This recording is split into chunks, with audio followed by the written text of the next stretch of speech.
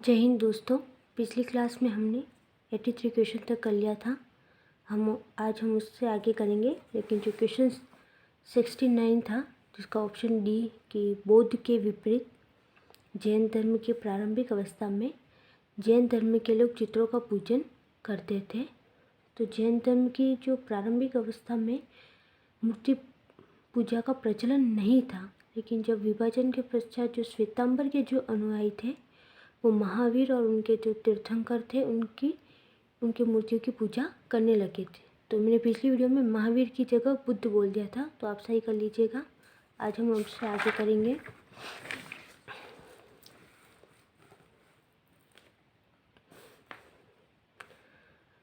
प्राचीन कालीन भारत में हुई वैज्ञानिक प्रगति के संदर्भ में निम्नलिखित में से कौन सा कथन सही है? तो प्रथम शती ईस्वी में विभिन्न प्रकार के विशिष्ट शल्य औजारों का उपयोग आम था। तीसरी शती ईस्वी के आरंभ में मानव शरीर के आंतरिक अंगों का प्रत्यारोपण शुरू हो चुका था, ये नहीं था। पाँचवीं शती ईस्वी में कौन के ज्या का सिद्धांत क्या था? और सातवीं शती ईस्वी में चक्रीय चतुर्भुज का सिद्धांत क्या था? तो ऑप्शन 1, 3 और 4 जो है वो सही होगा। तो ये सी वाला जो है वो सही होगा। प्राचीन भारतीय इतिहास के संदर्भ में निम्नलिखित में से कौन सा या कौन से बौद्ध धर्म या जैन धर्म दोनों में समान रूप से विद्यमान थे? तो ये पिछली बार में हमने पढ़ा था।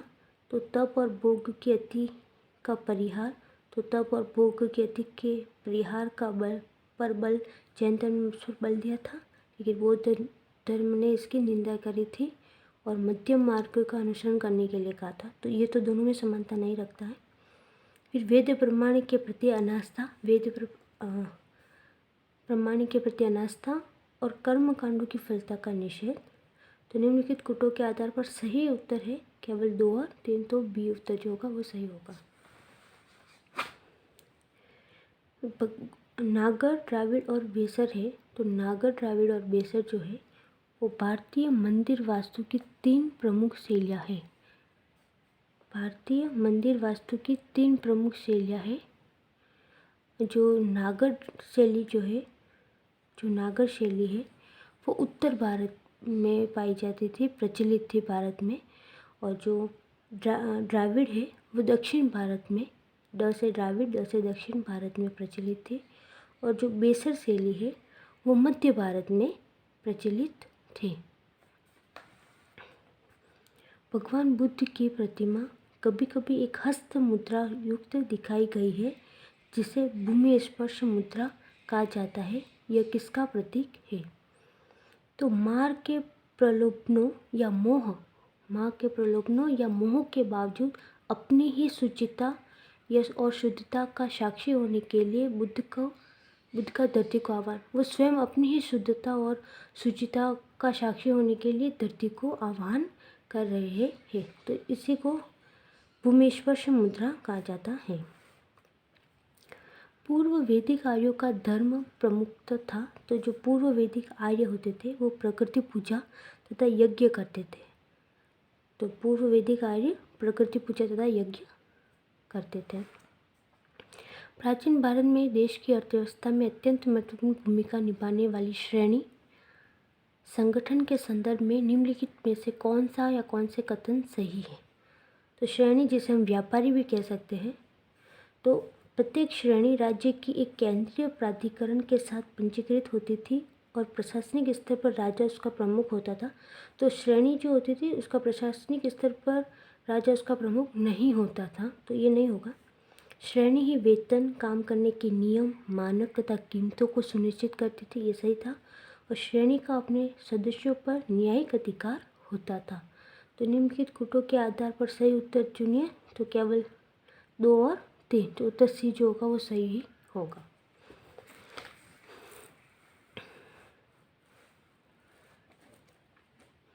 कुछ शैलकृत बौद्ध गुफाओं को चैत्य कहते हैं, जबकि अन्य को विहार।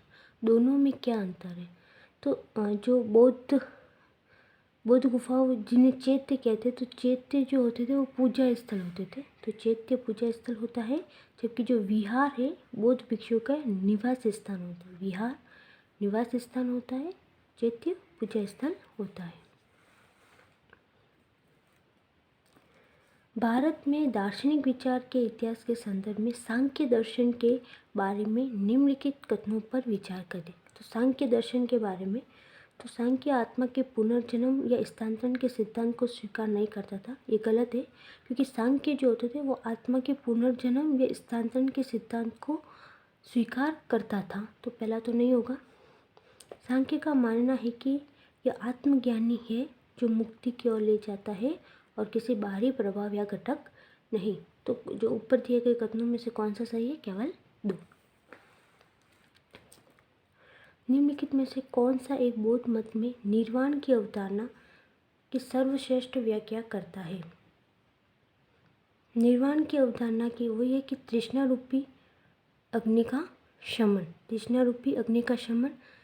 तो जो निर्वाण है, निर्वाण की अवधारणा सर्वप्रथम भगवान बुद्ध ने इसकी व्याख्या की थी। निर्वाण की अवधारणा की व्याख्या सर्वप्रथम भगवान बुद्ध ने की थी। और निर्वाण शब्द का अर्थ होता है बुझ जाना, बुझ जाना। तो इसके मतलब लोभ का बुझ जाना, घृणा का बुझ जाना, सांसारिक जो माया मोह है उसका बुझ जाना। तो निर्वाण की अवधारणा का सर्वश्रेष्ठ व्याख्या करती है कि तृष्णा रूपी अग्नि का शमन। निम्नलिखित में से कौन सा लक्षण सिंधु सभ्यता के लोगों का सही चित्रण करता है? तो जो सिंधु, उनके विशाल महल और मंदिर होते थे। तो उनके कोई विशाल महल और मंदिर नहीं होते थे। उनके तो ईंटों के शहरी घर होते थे, ईंटों के घर होते थे। तो पहला तो नहीं होगा। दूसरा, वे देवी और देवताओं दोनों की पूजा करते थे। तो ये सही है, वो देवियों और देवता दोनों की पूजा करते थे। वे युद्ध में घोड़ों द्वारा खींचे गए रथों का प्रयोग करते थे।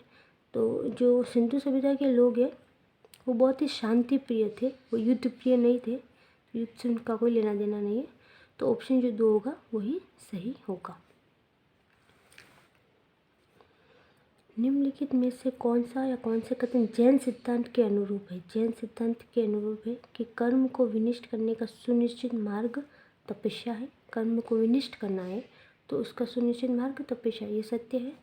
प्रत्येक वस्तु में, चाहे वह सूक्ष्मतम कण ही क्यों ना हो, आत्मा होती है। कर्म आत्मा का विनाशक है और अवश्य इसका अंत करना चाहिए। तो नीचे दिए गए कोड का प्रयोग कर सही उत्तर चुनिए। तो ऑप्शन डी, क्योंकि तीनों ही को ऑप्शन सही है। भारतीय शिलावस्तु के इतिहास के संदर्भ में निम्नलिखित कथनों पर विचार कीजिए। तो जो शिलावस्तु के इतिहास के संदर्भ में देखें तो बादामी की गुफाएं भारत की प्राचीनतम अवशिष्ट शैलकृत गुफाएं हैं। बराबर की शैलकृत गुफाएं सम्राट चंद्रगुप्त मौर्य द्वारा मूलतः आजीविका के लिए बनाई गई थी नहीं। और एलोरा में गुफाएं विभिन्न धर्मों के लिए बनाई गई। तो ऑप्शन 3 सही होगा, क्योंकि एलोरा जो है उसमें जो भी जितने भी गुफाएं हैं उसमें विभिन्न धर्मों के लिए बनाई गई है। तो एलोरा की गुफा में जैसे 12 बौद्धीय गुफाएं बुद्ध के लिए बनाई गई थी। तो 12 बौद्धीय गुफाएं है, 17 हिंदू गुफाएं है एलोरा में, और 5 जैन गुफाएं हैं। तो एलोरा में गुफाएं विभिन्न धर्मों के लिए बनाई गई थी, जिसमें 5 जैन है, जैन की गुफाएं हैं, 17 हिंदुओं की गुफाएं और 12 बौद्धीय गुफाएं हैं।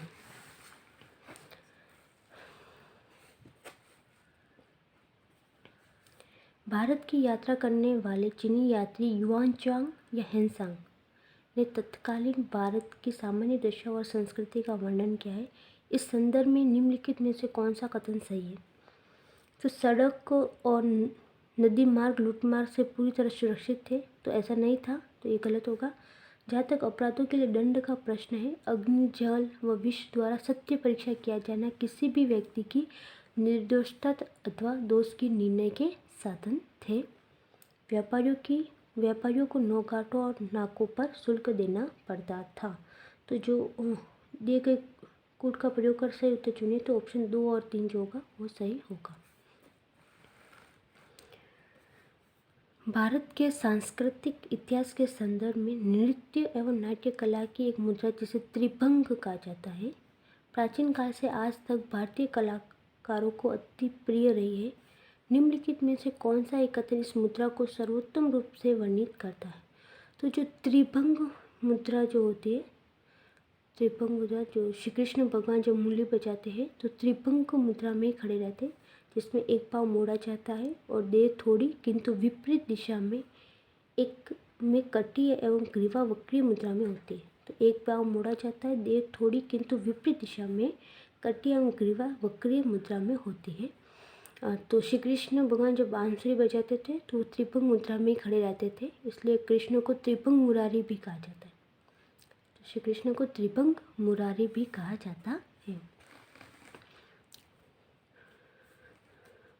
निम्नलिखित ऐतिहासिक स्थलों पर विचार कीजिए। उपयुक्त स्थलों में से कौन सा भित्ति चित्रकला के लिए भी जाना जाता है? तो भित्ति चित्रकला के लिए अजंता की गुफाएं भित्ति चित्रकला के लिए जानी जाती है और लेपाक्षी मंदिर। सांची स्तूप में मूर्तियाँ तो है लेकिन उसमें भित्ति चित्रकला के लिए उन्हें जानी जाती है। तो अजंता की गुफाएं और लेपाक्षी मंदिर ये दोनों हैं। अजंता की गुफा, लेपाक्षी मंदिर भित्ति चित्रकला के लिए जाना जाते हैं। भारतीय इतिहास के कला और संस्कृति के संदर्भ में निम्नलिखित युग्मों पर विचार कीजिए। मूर्तिकला का प्रसिद्ध कार्य और स्तर। तो कई लोगों के साथ बुद्ध के महापरिनिर्वाण की एक भव्य प्रतिकृति जिसमें ऊपर कई दिव्य संगीतकारों और नीचे उसके अनुयायियों की दुखद आकृतियाँ हैं, अजंता में है। तो ये सही है क्योंकि अजंता में ही है ये। देवी पृथ्वी की गहरी और विश्रृंखला जल से बचाते हुए चट्टान पर उकेरी गई विष्णु के वराह अवतार की एक विशाल प्रतिमा, मतलब जब वराह देवता जो है पृथ्वी को बचा रहे होते हैं तो इसकी विशाल प्रतिमा इसमें बता रखा है माउंट आबू। तो माउंट आबू में नहीं है क्योंकि वराह अवतार की जो ये प्रतिमा है वो मामल्लपुरम में है। अर्जुन की तपस्या और गंगा का अवतरण। मामल्लपुरम विशाल शिलाखंड की सतह पर गढ़ी गई प्रतिमा है। तो ऑप्शन 1 और 3 जो होगा वो सही होगा। ऑप्शन जो 2 है उसमें माउंट आबू नहीं है, मामल्लपुरम में से मिली, वो भी मामल्लपुरम से ही मिली है। तो ऑप्शन 1 और 3 जो होगा वो सही होगा। भारत में बौद्ध इतिहास, परंपरा और संस्कृति के संबंध में निम्नलिखित युग्मों पर विचार कीजिए। विख्यात तीर्थस्थल और अवस्थान कहाँ पर वो स्थित है? तो टाबो मठ और मंदिर संकुल जो है वो स्पीति घाटी में है, ये सही है। लहोत्सव लाखांक मंदिर नको, लहोत्सव लाखांक मंदिर नको जो है वो हिमाचल प्रदेश में स्थित है, जबकि जो जास्कर घाटी है वो तो जम्मू कश्मीर में है, तो ये नहीं होगा। और अलवी मंदिर संकुल लद्दाख में है। तो ऑप्शन 1 और 3 सही होगा, 2 नहीं होगा क्योंकि जास्कर घाटी जम्मू कश्मीर में, जबकि लहोत्सव लाखांक मंदिर नको जो है वो हिमाचल प्रदेश में स्थित है।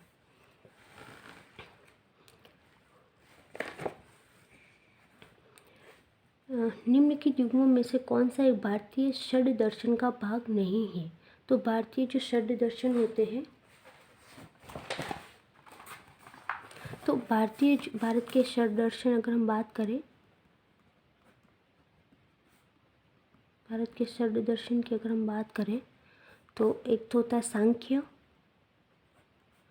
एक योग, सांख्य, योग, न्याय, वैशेषिक मीमांसा यानी विचार करना, और वेदांत। तो ये 6 दर्शन होते हैं, सांख्य, योग, न्याय, वैशेषिक, मीमांसा, वेदांता। सांख्य प्रकृति तथा पुरुष होते हैं, प्रकृति तथा पुरुष। और जो योग होता है वो प्रकृति से पुरुष की मुक्ति।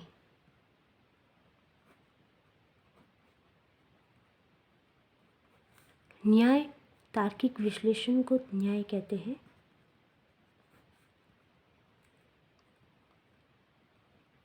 तार्किक विश्लेषण। और जो वैशेषिक होता है यानी कि ब्रह्मांड के वास्तविक तथा वस्तुगत दर्शन। वस्तुगत दर्शन, वस्तुगत दर्शन। और मीमांसा यानी कि संहिता तथा वेद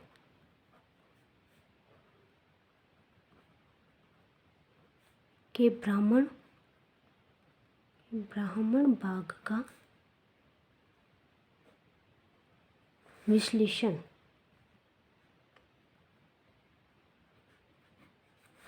एक जो है वेदांत, वेदांत यानी यह भारतीय दर्शन का जो है चरमोत्कृष्ट है, भारतीय दर्शन का चरमोत्कृष्ट है। तो ये 6 दर्शन है, सांख्य, योग, न्याय, वैशेषिक, मीमांसा और वेदांत। तो आप ये देख लेना।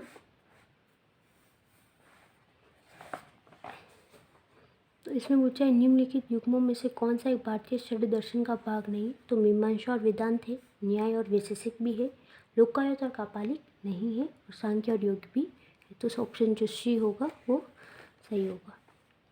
भारत के संप्रतीक के नीचे उत्कीर्ण भारत की राष्ट्रीय आदर्श शक्ति सत्यमेव जयते कहाँ से ली गई है। तो सत्यमेव जयते जो है वो मुंडक उपनिषद से ली गई है। मुंडक उपनिषद, सत्यमेव जयते यानी सत्य की ही जीत, सत्य की ही जीत, सत्यमेव जयते।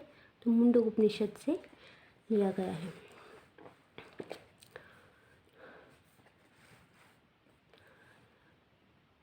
निम्नलिखित राज्यों में से किनका संबंध बुद्ध के जीवन से था। तो निम्न दी गई कूट का प्रयोग कीजिए। तो अवंतित से तो नहीं था, और बुद्ध का जो जन्म था वो कौशल राज के लुम्बिनी में हुआ था, तो इनसे तो संबंधित थे वो। और बुद्ध का जो परिनिर्वाण हुआ था वो मगध राज्य में हुआ था परिनिर्वाण, तो मगध भी होगा। और गांधार जो कि पाकिस्तान व अफ़गानिस्तान के पश्चिमी भाग में, तो जहाँ बुद्ध कभी गए ही नहीं थे, तो बुद्ध का जो संबंध अगर बुद्ध के जीवन से संबंध है तो कौशल और मगध का ही होगा। तो ऑप्शन सी जो उत्तर होगा वो सही होगा। भारत के कला और पुरातात्विक इतिहास के संदर्भ में निम्नलिखित में से किस एक का सबसे पहले निर्माण किया गया था। तो सबसे पहले निर्माण धौली स्थित शैलकृत हाथी का, धौली स्थित शैलकृत जो हाथी है उसका निर्माण सबसे पहले किया गया था। प्राचीन भारत की निम्नलिखित पुस्तकों में से किस एक में शुंग राजवंश के संस्थापक के पुत्र की प्रेम कहानी है। तो शुंग राजवंश के जो संस्थापक थे तो मालविका अग्निमित्र। तो मालविका अग्निमित्र जो है कालिदास द्वारा लिखा गया एक संस्कृत नाटक है। मालविका अग्निमित्र कालिदास द्वारा लिखा गया संस्कृत नाटक है। इसमें जो शुंग सम्राट है अग्निमित्र और एक निर्वासित नौकरानी थी मालविका, तो मालविका अग्निमित्र उनका नाटक है कालिदास का। भारत के इतिहास के संदर्भ में निम्नलिखित युग्मों पर विचार कीजिए।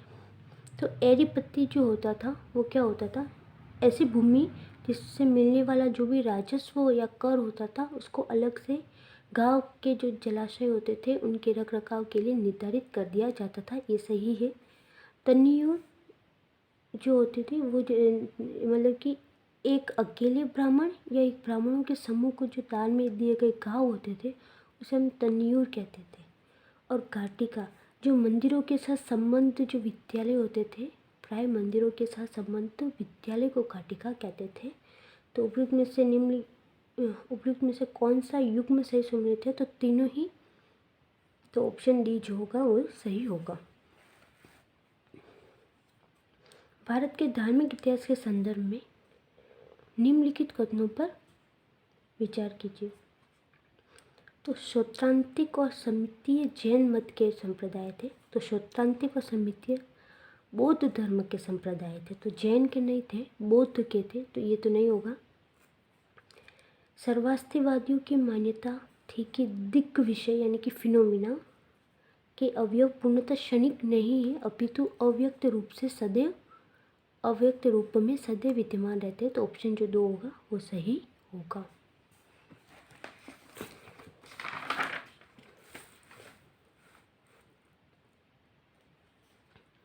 बोधिसत्व पद्मपाणि का चित्र सर्वाधिक प्रसिद्ध और प्राय चित्रित चित्रकारी है जो कहाँ पर है? अजंता में है।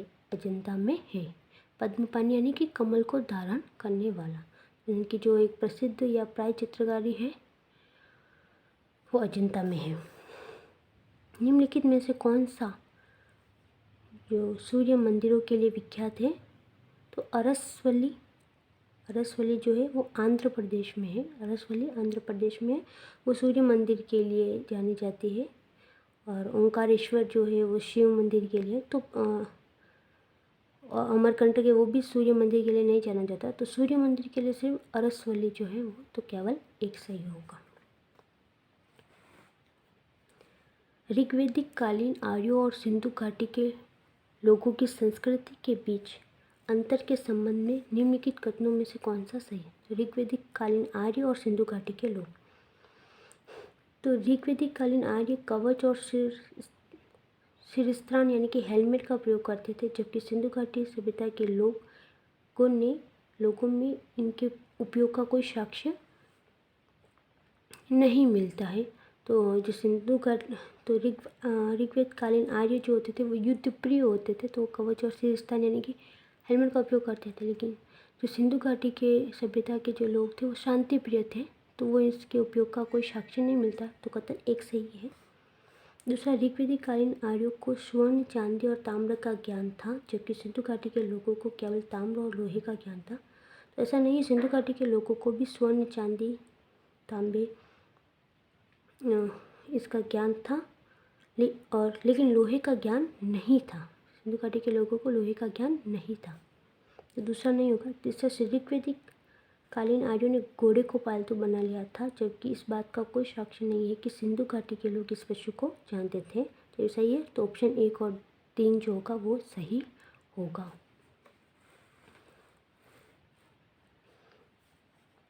निम्नलिखित में से कौन सा एक काकतीय राज्य में अति महत्वपूर्ण समुद्र पतन था? जो काकतीय राज्य था उसमें अति महत्वपूर्ण समुद्र पतन था मोटुपल्ली। मोटुपल्ली जो था वो।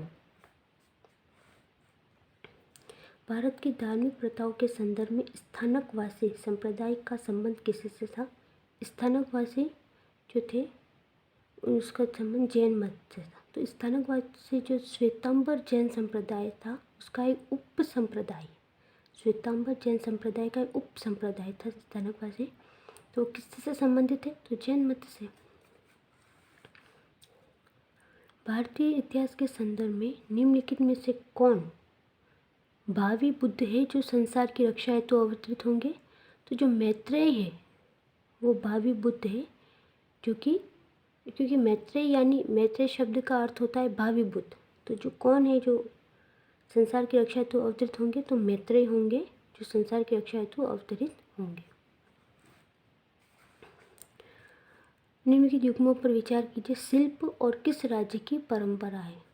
तो पुत्तुकुल्ल शॉल, नाम से पता चल रहा पुत्तुकुल्ली शॉल तमिलनाडु की है। सुजनी कढ़ाई महाराष्ट्र की प्रसिद्ध नहीं है, उस राज्य की परंपरा नहीं है महाराष्ट्र की। सुजनी कढ़ाई जो है वो बिहार की है, तो सुजनी कढ़ाई बिहार की है। उपाड़ा जामदानी साड़ी जो है, उपाड़ा जामदानी साड़ी आंध्र प्रदेश की है। तो ऑप्शन जो 1 होगा वही सही होगा। निम्नलिखित युग्मों पर विचार कीजिए। परंपरा और राज्य, तो चपचार कूट त्योहार मिजोरम का है, तो ये सही है, चपचार कूट त्योहार मिजोरम का ही है। खोंगजोम परबा गाथा गीत मणिपुर का है, ये भी सही है। और थांगटा नृत्य सिक्किम का नहीं है, थांगटा जो नृत्य है वो मणिपुर का ही है। तो थांग का मतलब होता है, जो थांगटा नृत्य है वो एक मार्शल आर्ट है जिसमें थांग का अर्थ तलवार होता है और टा का अर्थ भाला होता है। तो मतलब जो मूल रूप से देखें तो जैसे हमला और रक्षा के लिए जो नकली लड़ाई होती है ना, बस वही है। तो ये सिक्किम का नहीं है, मणिपुर से। तो उपयुक्त में से कौन से सही सुमेलित हैं? तो 1 और 2, तीसरा नहीं है क्योंकि सिक्किम नहीं है, मणिपुर ही है। निम्नलिखित में से कौन सा एक हड़प्पा स्थल नहीं है? तो चंदुडो, कोटडीजी, सोगोरा, देशलपुर। तो सोगोरा जो है वो हड़प्पा स्थल नहीं है। सोगोरा जो है उत्तर प्रदेश के वर्तमान जो गोरखपुर जिला है उसमें अवस्थित है। तो ये हड़प्पा स्थल नहीं है। निम्नलिखित में से किस उभारदार मूर्ति शिल्प रिलीफ स्कल्पचर शिलालेख में अशोक के प्रस्तर रूप चित्र के साथ रानी अशोक यानी कि राजा अशोक उल्लेखित है? तो कंगनहली जो शिलालेख है उसमें रानी अशोक यानी कि राजा अशोक उल्लेखित है। निम्नलिखित पर विचार कीजिए। उपयुक्त में से कौन सी विशेषता महायान बौद्ध मत की है? तो बुद्ध में देवतारोपण सही है, बोधिसत्व के पद पर चलना और मूर्ति उपासना तथा अनुष्ठान, तो ये तीनों जो है वो बौद्ध मत की है ये विशेषताएं। तो ऑप्शन डी जो होगा 1, 2, 3 तीनों ही सही है।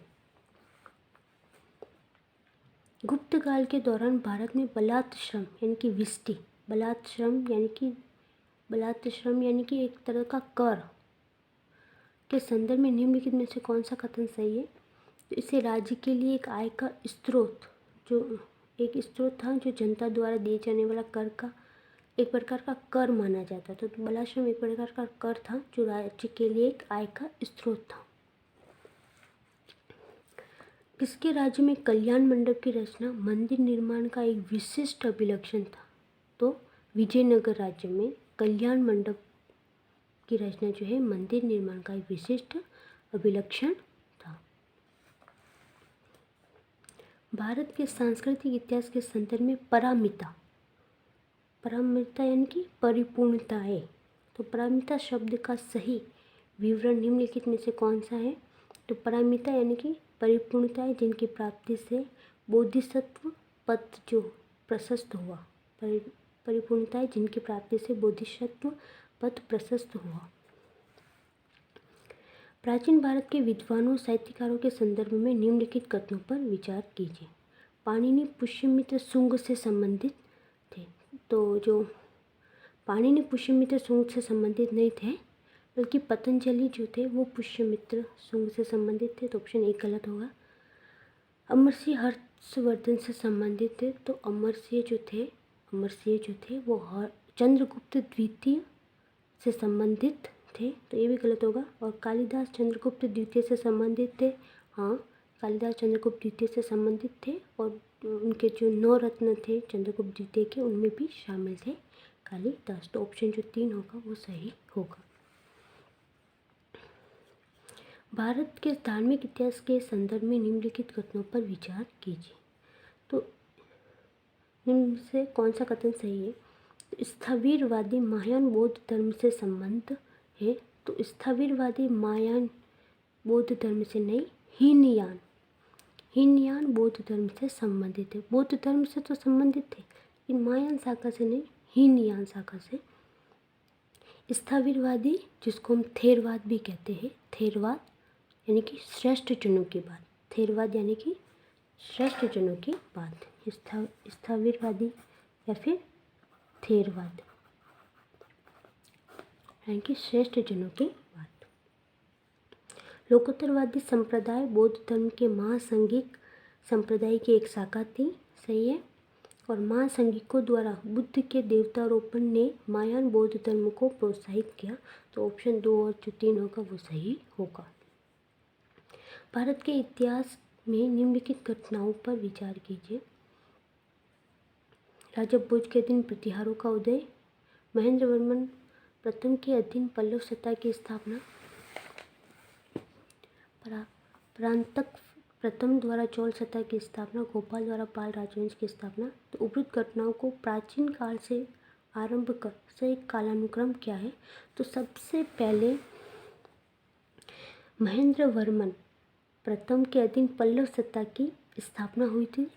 उसके बाद गोपाल द्वारा पाल राजवंश की स्थापना हुई थी और फिर राजा भोज के अधीन प्रतिकारियों का उदय हुआ था और फिर परांतक प्रथम द्वारा चोल सत्ता की स्थापना हुई थी। तो ऑप्शन जो सी होगा वो सही होगा।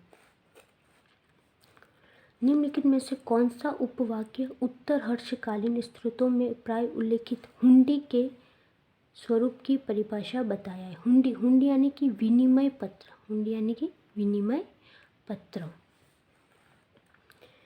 तो भारत के इतिहास के संदर्भ में कुलियावाब और द्रोणवाब शब्द क्या निर्दिष्ट करते थे? तो कुलियावाब और द्रोणवाब जो होते थे वो भूमाप होते थे।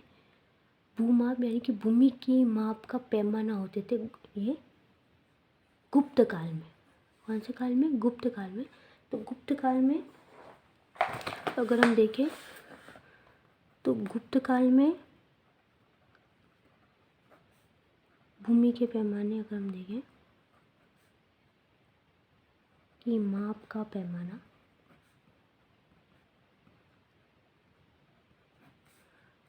तो पहला तो था निवर्तन, दूसरा था कुलियावाब, तीसरा था वो था द्रोणवाब और जो चौथा था वो था आड़वाब। तो एक कुलियावाब बराबर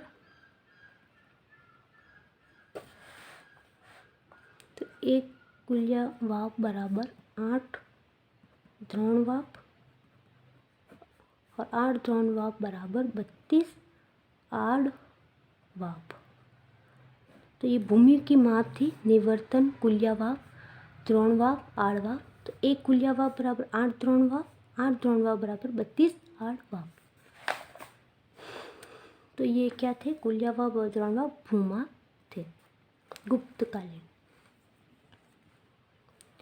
निम्नलिखित में से किस शासक ने अपनी प्रजा को इस अभिलेख के माध्यम से परामर्श दिया कि कोई भी व्यक्ति जो अपने संप्रदाय को महिमा मंडित करने की दृष्टि से अपने धार्मिक संप्रदाय की प्रशंसा करता है या अपने संप्रदाय के प्रति अत्यधिक भक्ति के कारण अन्य संप्रदायों की निंदा करता है, वह अपितु अपने संप्रदाय को गंभीर रूप से हानि पहुंचाता है? तो ये जो परामर्श दिया था वो अशोक ने दिया था। तो किसने दिया था? अशोक ने। भारत के इतिहास के संदर्भ में निम्नलिखित युग्मों पर विचार कीजिए। प्रसिद्ध स्थल और वर्तमान राज्य। बिलसा मध्य प्रदेश में है। बिलसा को विदिशा भी कहते हैं, जो कि मध्य प्रदेश का प्राचीन शहर है। द्वार समुद्र जो है वो कर्नाटक में है। गिरिनगर गुजरात में ही है। और थानेश्वर जो है स्थानेश्वर या थानेश्वर हरियाणा में है। तो ऑप्शन जो 1 और 3 है वही सही होगा। द्वार समुद्र महाराष्ट्र में नहीं है, कर्नाटक में है। और जो थानेश्वर है वो हरियाणा में है। तो जो ऑप्शन जो ए होगा वो सही होगा।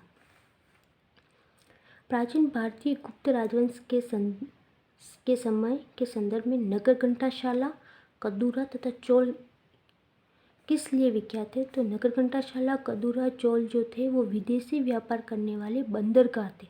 विदेशी व्यापार करने वाले बंदरगाह थे।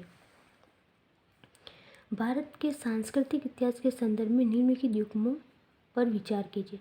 परिवारजक यानी कि परित्यागी व भ्रमणकारी जो होते हैं उन्हें परिवारजक कहते हैं। सही है। श्रमण उच्च पद प्राप्त पुजारी नहीं होते थे। श्रमण जो होते थे वो जैन भिक्षु या जैन साधु होते थे। तो ये दूसरा नहीं होगा। तीसरा उपासक जो बौद्ध धर्म का साधारण अनुगामी होगा वो। तो सही सुमेलित कौन सा? पहला और तीसरा। प्राचीन भारत के इतिहास के संदर्भ में भवभूति, हस्तिमल तथा सौमेतर क्यों प्रसिद्ध थे? तो भवभूति, हस्तिमल और सौमेतर प्रसिद्ध नाटककार थे। तो जैसे देखें तो जो सौमेतर थे उन्होंने चंडकौशिक जो नाटक था वो लिखा था सौमेतर ने, चंडकौशिक नाटक। हस्तिमल की बात करें तो हस्तिमल का विक्रांत कौरव जो नाटक है वो प्रसिद्ध था। और भवभूति का महावीर चरित्र, तो इनके प्रसिद्ध नाटक है। सौमेतर का चंडकौशिक नाटक, हस्तिमल जो है विक्रांत कौरव और भवभूति का महावीर चरित्र, तो इनके प्रसिद्ध नाटक है ये। तो प्राचीन भारत के संदर्भ में तीनों क्या थे? नाटककार थे। निम्नलिखित कथनों में से कौन सा सही है?